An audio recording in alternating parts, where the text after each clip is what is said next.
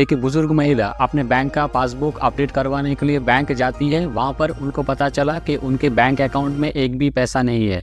उन्होंने किसी के साथ अपना बैंक ओटीपी या फिर बैंक डिटेल शेयर नहीं किया था। जोर जोर से बोल के लोगों को स्कीमें बता दे।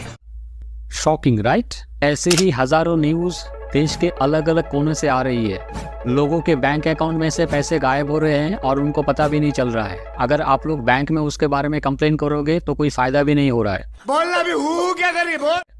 कुछ बोलने या फिर करने की जरूरत नहीं है। जल्दी से इस एपिसोड को लाइक कीजिए, चैनल को सब्सक्राइब कीजिए और आगे की बात ध्यान से सुनिए। ये सारे प्रॉब्लम की जड़ है AEPS, आधार अनेबल्ड पेमेंट सिस्टम।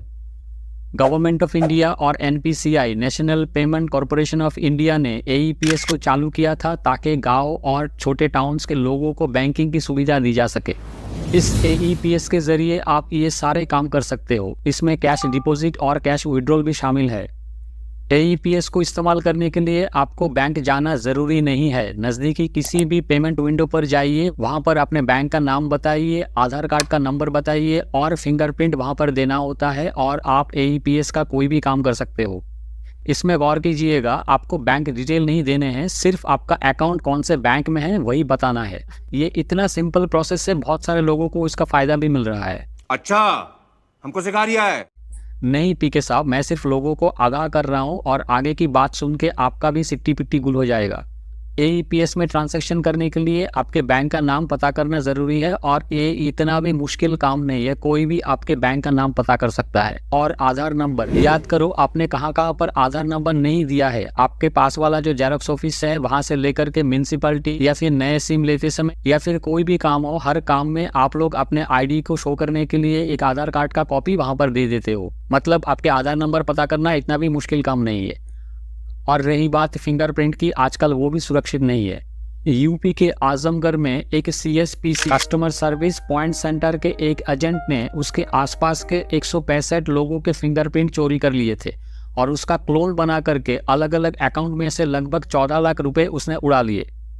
अभी आप लोग सोचोगे कि मैं तो यहाँ वहां पर जाकर के अपना फिंगरप्रिंट नहीं देता हूँ तो मैं सुरक्षित हूँ। आगे का न्यूज़ सुनिए, आप लोग शॉक्ड हो जाओगे। हैदराबाद में 4-5 लोगों के एक टीम ने लैंड रजिस्ट्री ऑफिस का जो वेबसाइट है वहां से लगभग 10,000 लोगों के फिंगरप्रिंट कॉपी कर लिए थे।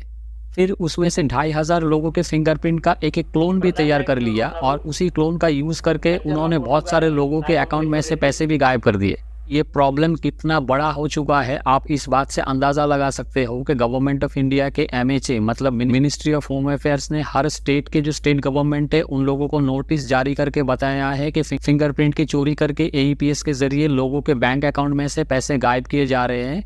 इसको टैकल करने के लिए जो सारे भी स्टेप्स लेना जरूरी है वो सारे स्टेप्स लेने के लिए बताया गया है।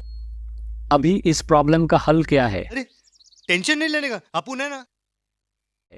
इस प्रॉब्लम के सोल्यूशन के लिए मैं आप लोगों को 2 बातें बताने जा रहा हूं, ध्यान से सुनिएगा। पहला, आप कहीं भी आपका आधार नंबर शेयर मत करो।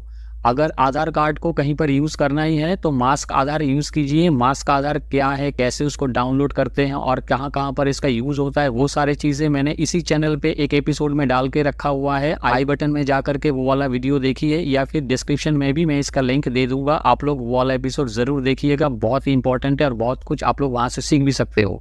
दूसरा, आपके आधार में फिंगरप्रिंट या फिर बायोमेट्रिक ऑथेंटिकेशन का एक ऑप्शन होता है। उसको आप कभी भी लॉक या फिर अनलॉक कर सकते हो। कुछ ही सेकंड्स की बात है। अभी जाके उसको आप लॉक कर दो, उससे आपका AEPS डिसेबल हो जाएगा या फिर बायोमेट्रिक ऑथेंटिकेशन डिसेबल हो जाएगा। जब भी आपको इसकी जरूरत पड़े आप कुछ ही सेकंड्स में उसको अनलॉक भी कर सकते हो। ये आपके लिए सेफ्टी का काम करेगा। कोई भी आपका फिंगरप्रिंट अगर चोरी भी कर लिया तो उसको यूज नहीं कर सकता। ये बड़ी अच्छी बात कही आप। आगे के कुछ स्टेप्स में मैं आप लोगों को बताऊंगा कैसे इस बायोमेट्रिक ऑप्शंस को लॉक या फिर अनलॉक किया जा सकता है। अगर वीडियो को अभी तक लाइक और चैनल को सब्सक्राइब नहीं किया है तो जल्दी से उसको कर लीजिए और आगे की स्टेप्स देखिए। आधार नंबर के बायोमेट्रिक ऑथेंटिकेशन का जो ऑप्शन है उसको लॉक या फिर अनलॉक करने के लिए आप लोगों को ब्राउज़र में जाना पड़ेगा। ब्राउज़र में mAadhaar टाइप कीजिए। ठीक नीचे ही देखिए my Aadhaar unique identification authority of India website का लिंक, इस पर क्लिक कीजिए। नया एक पेज ओपन हो जाएगा। उसमें राइट हैंड साइड में देखिए फिंगरप्रिंट का एक ऑप्शन है। ठीक उसके नीचे ही लॉगिन का ऑप्शन भी है। लॉगिन पे क्लिक कीजिए। एक नया पेज ओपन हो जाएगा। ऊपर आधार नंबर एंटर करने के लिए बोला जा रहा है। आप अपने आधार नंबर को वहां पर एंटर कर दीजिए। आधार नंबर एंटर करने के बाद नीचे कैप्चा फिल करना पड़ेगा। कैप्चा केस सेंसिटिव है तो ज़रूर capital letter and small letter ध्यान से उसको फिल कीजिए। कैप्चा फिल करने के बाद सेंड OTP पे क्लिक कीजिए। आपके आधार के साथ जो मोबाइल नंबर लिंक है उसमें एक OTP आएगा। OTP यहाँ पर फिल करना है। OTP फिल करने के बाद नीचे लॉगिन का ऑप्शन है, उस पर क्लिक कीजिए। फिर एक नया पेज ओपन हो जाएगा। उसमें राइट कॉर्नर पर जो आधार का लोगो है ठीक उसके नीचे ही आपका एक पिक्चर भी दिखाई देगा, मतलब आपने इस पेज पे सक्सेसफुली लॉगिन कर लिया है। इस पेज को स्क्रॉल डाउन करते ही नीचे एक टैब का ऑप्शन आप लोगों को दिखाई देगा, लॉक अनलॉक बायोमेट्रिक्स। इस पर क्लिक कीजिए। फिर एक नया पेज ओपन हो जाएगा। इसमें पूरा इंस्ट्रक्शंस आप लोगों को दिखाई देंगे। आधार का जो बायोमेट्रिक ऑप्शंस है उसमें एक्चुअली 4 ऑप्शंस आते हैं, फिंगरप्रिंट, आइरिस स्कैन और फेस स्कैन। इसके साथ मोबाइल नंबर का भी ऑथेंटिकेशन होता है। अगर आप लोग इसको लॉक करोगे तो 3 ऑप्शन ही यहाँ पर लॉक होगा। मोबाइल नंबर के थ्रू जो वेरिफिकेशन होता है वो वाला ऑप्शंस लॉक नहीं होगा, मतलब फिंगरप्रिंट स्कैनर, आइरिस स्कैन और फेस स्कैन लॉक हो जाएंगे, मगर मोबाइल OTP के थ्रू जो वेरिफिकेशन होता है वो वाला लॉक नहीं होगा। ये इसलिए लॉक नहीं होगा क्योंकि अगर फिर से आप इसको अनलॉक करने की कोशिश करोगे तो मोबाइल नंबर OTP के थ्रू ही इसको अनलॉक करना पड़ता है। नीचे नेक्स्ट ऑप्शन पे क्लिक कीजिए। यहाँ पर आप लोगों को कंफर्मेशन करने के लिए बोला गया है, I understand that after locking my biometric, I will not be able to perform biometric authentication until I unlock my biometrics। इसको टैप करके ब्लू कर देना है, फिर नेक्स्ट पे क्लिक कीजिए। देखिए, your biometrics have been locked successfully. आपका जो बायोमेट्रिक ऑप्शन है वो सक्सेसफुली लॉक्ड हो चुका है। बड़ी आसानी के साथ ये ऑप्शन काम करता है। अगर इसको अनलॉक करना है, सेम प्रोसेस से आप लोगों को लॉगिन करना पड़ेगा मोबाइल नंबर OTP के थ्रू। लॉगिन करने के बाद ठीक इसी तरीके का एक डैशबोर्ड आ जाएगा।